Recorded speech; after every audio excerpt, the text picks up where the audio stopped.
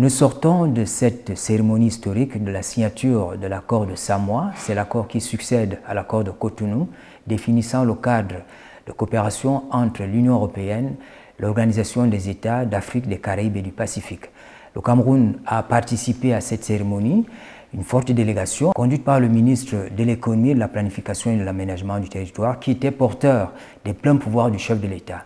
Nous le rencontrons pour comprendre le sens profond que notre pays donne à cette cérémonie. Merci beaucoup, Monsieur le ministre. Alors, quelle est la charge symbolique de la présence du Cameroun à cette cérémonie, si loin de Yaoundé?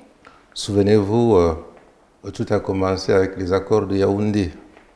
Après, nous avons eu les accords de Lomé et les accords de Cotonou qui vont être maintenant remplacés par les accords de Samoa. Donc, le Cameroun a toujours été partie prenante des événements de cette envergure qui traduisent à la fois la dimension diplomatique, la nôtre, portée par le président de la République, son Excellence Paul Biya, en matière donc de coopération, et aussi la volonté de notre pays, sous le leadership de notre chef d'État, pour entrer dans des liens de coopération, de partenariat susceptibles d'accélérer le processus de développement du Cameroun.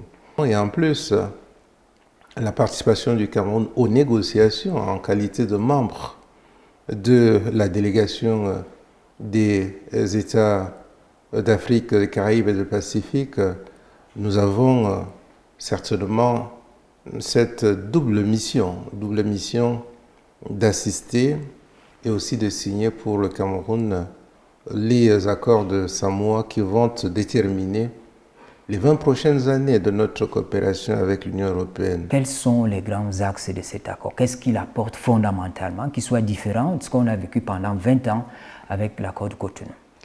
D'abord, il faut dire que l'accord apporte quelques innovations dans sa structure parce qu'il est dorénavant organisé autour d'un socle commun qui reprend les enjeux communs aux différentes parties prenantes, quelle que soit leur situation géographique, mais il intègre également la spécificité liée à chaque partie prenante à cet accord. Donc le protocole relatif à l'Afrique, le protocole relatif au Pacifique, le protocole relatif aux Caraïbes viennent en complément du socle commun.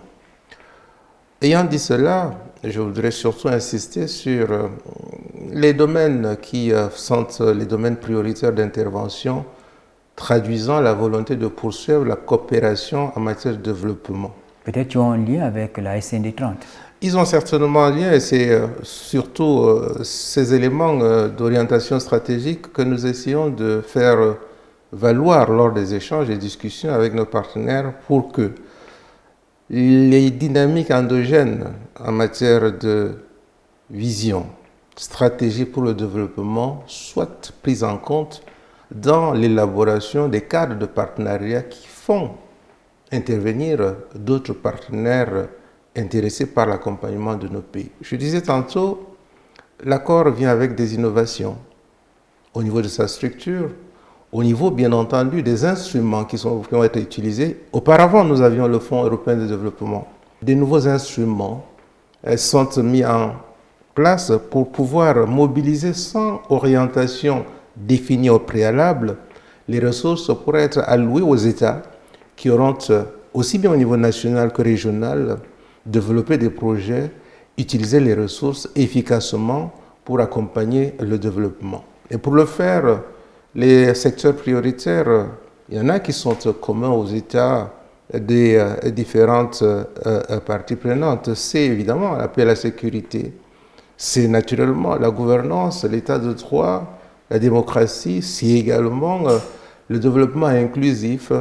C'est manifestement les défis liés au changement climatique. Il me semble que tous ces aspects sont tout à fait des éléments de notre stratégie nationale de développement SND 30 et nous souhaitons voir toutes ces institutions désireuses d'accompagner le Cameroun prendre en compte la SND 30 déployer leur politique autour de la SN30. Et l'accord de Samoa répond certainement à ces préoccupations, les nôtres, en matière donc d'émergence, de développement inclusif, de développement du capital humain, d'industrialisation. Les aspects nouveaux, j'en parlais tantôt, il s'agit aussi de mobiliser davantage le secteur privé. Nous voulons voir un secteur privé beaucoup plus présent dans le dialogue structuré, dans les investissements, dans l'industrialisation, dans les échanges avec les différentes parties prenantes. Nous voulons penser que c'est un mouvement nouveau, indispensable pour notre développement. C'est un nouvel environnement qui s'est défini dans le cadre du partenariat entre les pays de l'Organisation des États d'Afrique, des Caraïbes, du Pacifique et l'Union européenne. Il y a justement ce nouvel instrument qui est imposé aux Africains, à ceux qui habitent le Pacifique, etc. Est-ce que tout cela vous amène à être serein lorsque vous regardez l'avenir des relations avec l'Europe? Nous sommes sereins à ce sujet parce que nous rencontrons les partenaires avec notre stratégie disponible et les orientations de cette stratégie qui fixe les besoins, les nôtres, et qui détermine l'orientation à donner dans le cadre des partenariats qui sont proposés ou auxquels nous adhérons. Je pense que les échanges que nous avons autour du nouveau instrument qui est le NDICI de l'Union européenne, le Global Gateway, la Team Europe, ce sont des innovations que nous saluons, mais que nous voulons aussi voir être efficaces dans la mise en œuvre pour apporter rapidement les changements nécessaires dans la réalisation des infrastructures, dans le financement des projets de développement, dans le financement des activités relatives à la santé, à l'éducation, au digital, que nous portons à cœur en matière donc, de promotion du développement du Cameroun. Nous sommes à une phase de démarrage d'un nouvel élan sur les 20 prochaines années avec de nouveaux instruments. Nous restons vigilants quant à l'efficacité des structures de suivi, des structures de décision, avec l'implication des acteurs publics, privés, la société civile, avec un dialogue structuré beaucoup plus régulier pour pouvoir donc prendre les décisions les plus indiquées dans la perspective de rendre les objectifs de cet accord, des objectifs réalistes, réalisables et surtout réalisés sur le terrain pour le bénéfice de nos populations. Sauf qu'à la présentation de ce nouvel instrument à Yaoundé, il se posait déjà un problème de dialogue, de partenaires, parce qu'avec le fait, c'était plus visible. Mais cette fois, on a bien le sentiment que les deux parties se parlent sans toutefois se parler. Ensuite, le Cameroun est dans la perspective de la construction des infrastructures. On a parfois, pas seulement au Cameroun, on a l'impression que le nouvel environnement ne permet pas aux États de faire des choix tels qu'ils le veulent. Je suis peut-être d'une opinion probablement différente parce que ce cadre de coopération n'est pas un cadre imposé, c'est un cadre dans lequel les États s'expriment de la manière la plus libre et défendent leur projet de développement. Voilà pourquoi il y a deux étages. Il y a un premier étage qui est celui du programme indicatif multi-annuel national et le programme indicatif multi-annuel régional. Dans le cadre des objectifs nationaux, nous défendons les projets qui sont les nôtres et qui sont tirés de la SND30 et qui doivent bénéficier des financements de la partie européenne. De la même manière, dans la dynamique d'une intégration régionale, nous voulons donc, dans le cadre des projets intégrateurs de la sous-région, présenter les projets qui peuvent donc bénéficier des ressources de l'Union européenne. Donc, ce dialogue, il est bien structuré. Nous avons les éléments de notre politique en matière d'objectifs et nous souhaitons, parce que le dialogue structuré tel qu'il est préconisé par le nouvel accord s'organise autour des échanges avec le dorénavant coordonnateur de la coopération avec l'Union européenne, qui est le ministère de l'économie. Et nous voulons, dans le cadre des échanges, comme cela a été déjà le cas il y a quelques mois, poursuivre ces échanges-là de la manière la plus franche.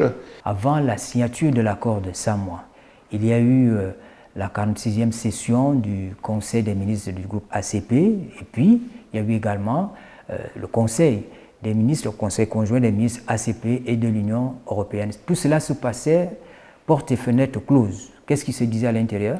Cette fois-ci, nous avons beaucoup échangé sur la conjoncture récente autour des changements climatiques et la perspective de l'organisation de la COP28 pour que certaines préoccupations liées au choc exogène, tout ceci a des incidences sur la vitesse avec laquelle nos pays évoluent vers leur développement. Et il était indiqué pour nous d'en parler pour pouvoir élever ces préoccupations et obtenir des engagements forts lors des rencontres futures autour de la COP28 afin que le continent africain puisse aussi bénéficier du financement vers des ressources d'accompagnement vers la transition énergétique.